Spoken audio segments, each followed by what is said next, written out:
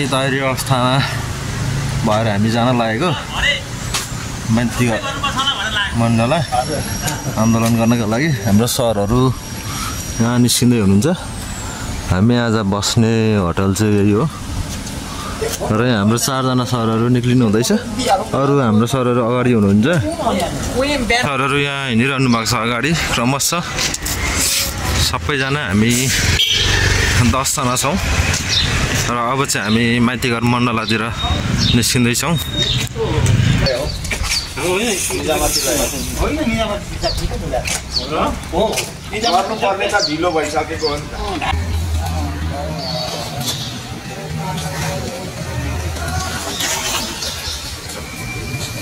हाम्रो आन्दोलन जारी छ भनौँ न।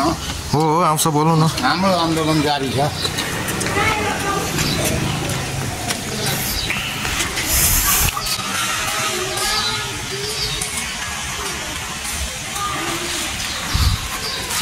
हुन्छ हुन्छ।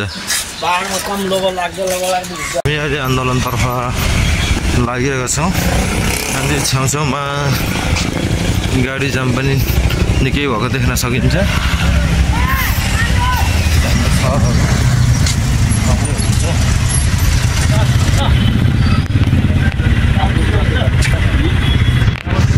भोलिका दिनमा सधैँ यही ढङ्गले बस्ने दिन नआउन सक्छ।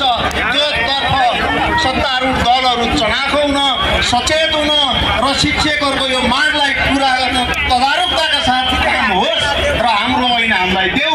हामी बदनाचौल काठमाडौँबाट रु 10,000 आदरणीय मधुलाल गौतम शर्मा यो महान विद्यालय शिक्षक कर्मचारीको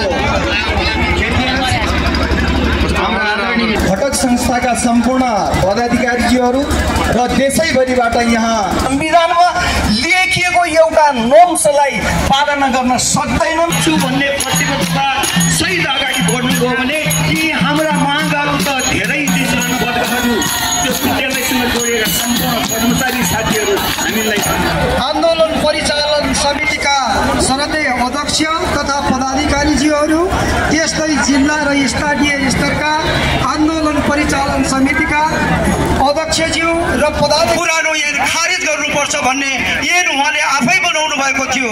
तर 10 वर्ष बितिसक्दा पनि उहाँले बनाउन सक्नु भएन। खबरदार, अब सिंहदरबारमा बस्ने तपाईँहरूलाई हक छैन।